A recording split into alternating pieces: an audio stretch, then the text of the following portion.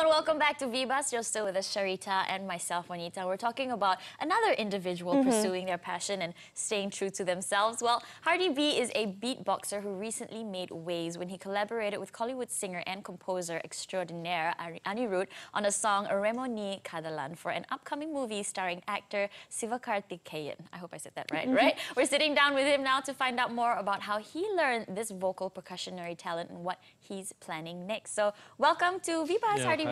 Yeah, hi. Thanks a lot for inviting me. Yes, thank you so much. Now, I have to assume that, beatboxing isn't something that you just kind of know how to do. No, so where did you learn how to beatbox? I think YouTube is the best teacher. So you can, I think anyone can actually beatbox. It's just a matter of practice. So Is that where you learned from, YouTube? And when I was that? started beatboxing, I think back when I was 17. So when I had to study for my SPM, so it was a stress releaser. So that's how it started. Right, that's great. How long did it take you to kind of sort of master beatboxing? Okay, it took some time because back then I was quite stubborn, as in like I wanted what I want. So I practiced all night long during the semester break, holidays and so on. And I think that's how it happens. Right. Okay. What did you want to do with that, with beatboxing? Basically, there's a lot of beatbox genres, as in like, there's dubstep, techno, old school. But I wanted to master, as in like, I'm an Indian, so not being racist, but I would like to just master the cultural beats. So cultural beats and the traditional beats, as in like tabla or tawal, temple drums, these sort of things, because it's quite less explored by the other beatboxers. So that was my main focus, and that's how I think it happened. That's beautiful, because you're embracing your culture and you're doing that, you're continuing that. Next time your kids all will learn. Yeah, it's a very interesting take on it. Did you always enjoy, cultural music and traditional music before you started beatboxing? Yeah. Basically, I mean, who doesn't love music, right? All of us love music. But I think the main genre which actually attracted me was basically hip hop. So I think that's one of the main reasons why I chose beatbox.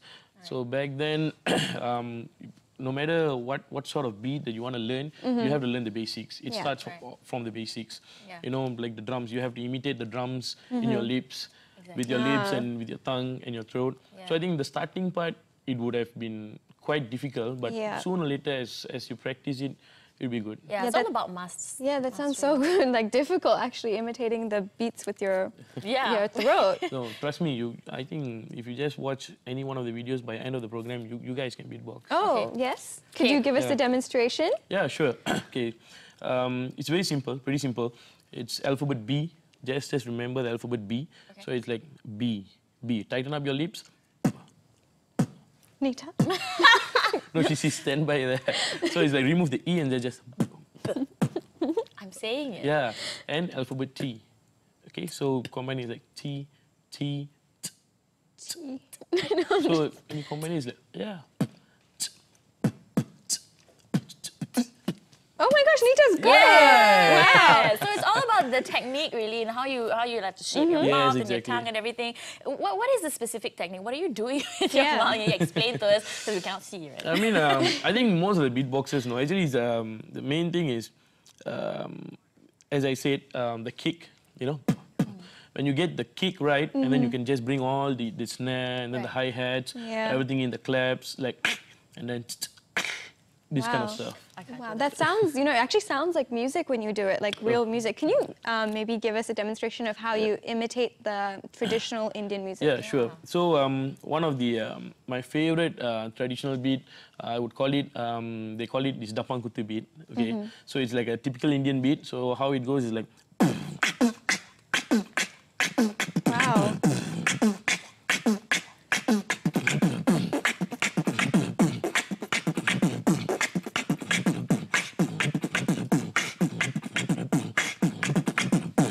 Wow, we have to clap there. Yeah, thanks. Give you an applause. Fantastic. That's insane. Now, what actually led you to exploring, beatboxing in the local music industry? Okay, to be frank, actually, I always had an interest in rap. But back then, I didn't know what was studio was, how does it work, how do you do your singles, how do you rap, do your demo.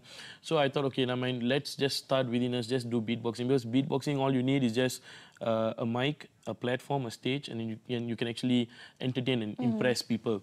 So that's where I took beatbox as a tool, and I just created my own platforms, and then I started to explore the industry, like, okay, what is rap about? Okay, this is studio. Okay, I'm sure you guys know who Balan Kashmir is. So we have seen him rapping, so I've seen him rapping and so on. So that's how I think I have actually seen, and that's how I start to adapt. So I am going to rap after this, and there's no doubts. I've been beatboxing for the past 8 years. So I think I'm quite tired beatboxing. So after this, I just want to try out rap. Yeah. That's awesome. We've actually had Balan here on the show as well. Yeah, as a guest, and it's great that you have local musicians who are supporting your talent and there to help you guys out. But are there actually a lot of opportunities for someone that's who you didn't know anything and then you tried it and then you pushed yourself into the music scene?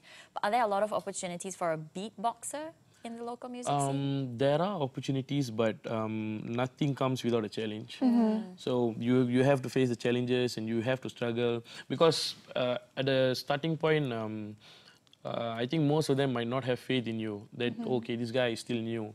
Okay, this guy, I mean, is he capable of? They would prefer someone which is experienced.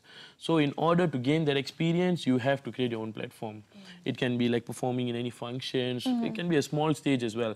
As long you can actually gain your experience, create your own platform, I think that's how it starts. I know you were describing your journey initially, and you said that you kind of went into this all alone. Throughout the entire process, did you have any help from anyone, any kind of mentors or managers, or did you just kind of go at it by yourself? I think most of it I went by myself, but I had a lot of friends who were actually supportive when I wasn't Hardee and when I was Hardee as well.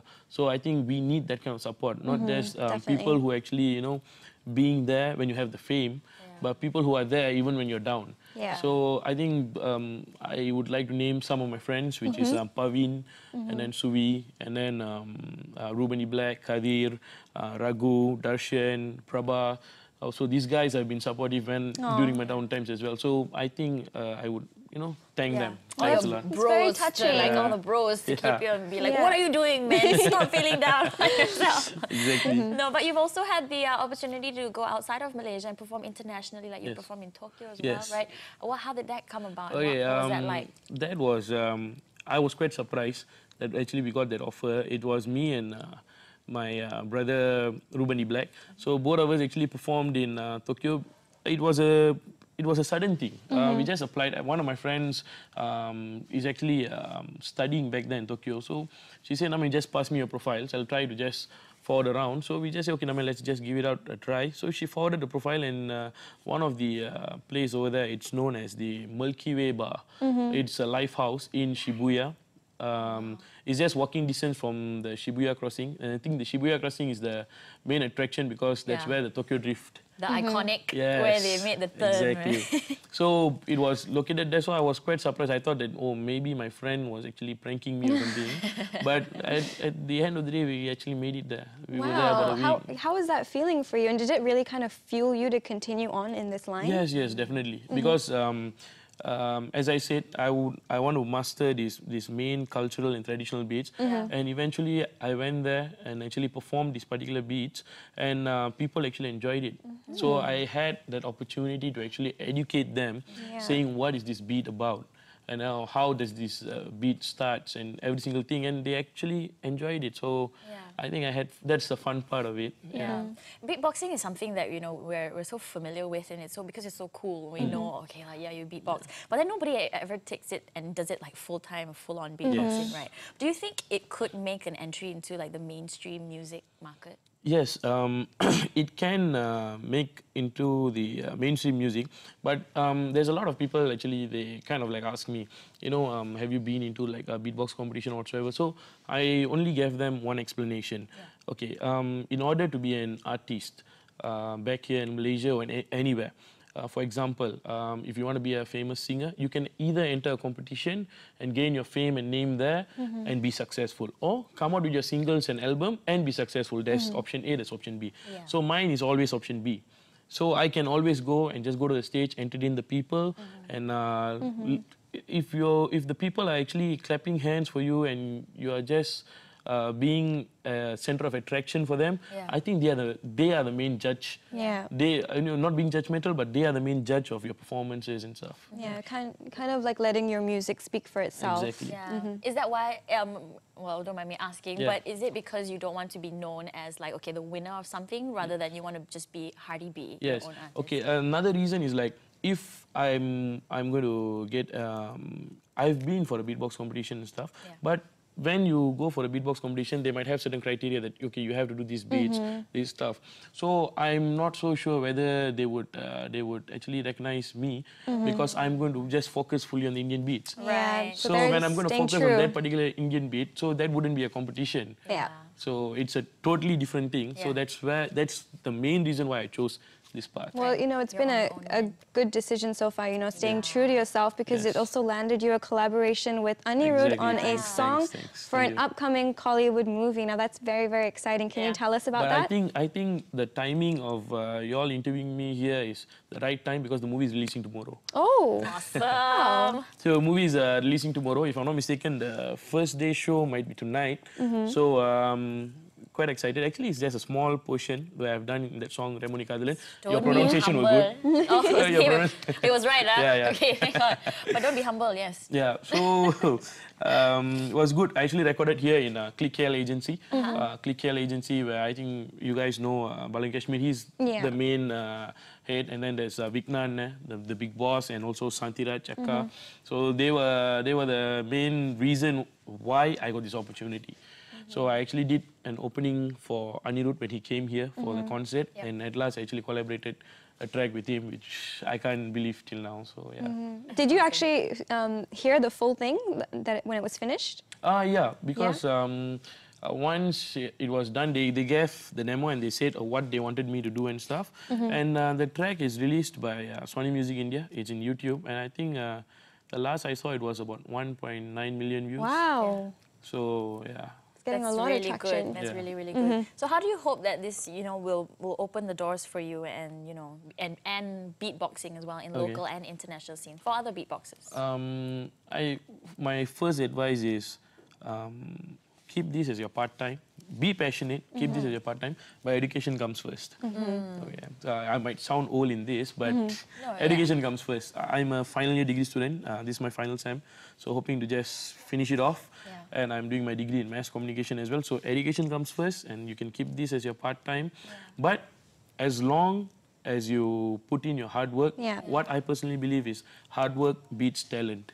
So if you have the hard work there, I think you can just go through it. Do it like you do it during your semester breaks, you know, when you have a lot there and you grind. Yeah, that's really great. You know, you have principles and you're standing by them, and at the same time, you've managed to, you know, have a successful career, you know, even though you're keeping it just as your part-time. But we would love to know what is next for you. Okay, next, as I said, I would like to venture into rap. So most probably it will be rap, and also I've actually acted in a Singapore drama, just a cameo role, So anything to do with entertainment, I think I'm there. So I'm also doing my own event management as well. I'm doing my own MCing as well. Wow. So yeah. How do you find the time? Yeah, it's like more like a weekend thingy, but I think you can just balance it. As long as you schedule yourself properly, I think everything will just fall into the right place at the right time. Yeah, well, it seems like, you know, you're doing a fantastic job at scheduling your time and organizing it. So thank you so much for speaking with us today. And yeah, I'm your fan. Actually, I usually see you all in the TV during the advertisements and stuff, but I can't believe that I'm actually sitting right beside you all. So you guys are doing a good job. So yeah, kudos now to you can see yourself on TV, sitting on the thank you for joining us. Yes, thanks. Thank you. Thank you so much. We wish you all the best for your new songs. Wow, Nita, you actually nailed the beatboxing. I didn't even want to try. I'm so scared. I'm going to get you try after this. Make sure you nail it. Maybe another day. But tomorrow on VBuzz, actor Dinesh Kumar Manganathan joins us for a chat about how he fell in love with the stage. Yes, and we round up our week on a sweet note as we sit down with baker Eddie Tan to find out more about his delightful dessert. I'm really looking forward to that one. And since we'll be celebrating Deepavali at the end of October, we'll be visiting some of the best banana leaf joints around town. And we kick things off with myself and Shankari at Auntie Manju's in part 1. That was really fun with Shankari having banana leaf. Right, I had banana leaf with another host as well, but you'll find out sooner. But this is the best month ever because we need to eat so much food for work, right? But as always, keep writing to us at VBuzz at astro.com.my and follow us on Instagram at VBuzz_HD. Thank you so much for joining us on the show. I'm Juanita. And I'm Sharita. Have a good night. Bye.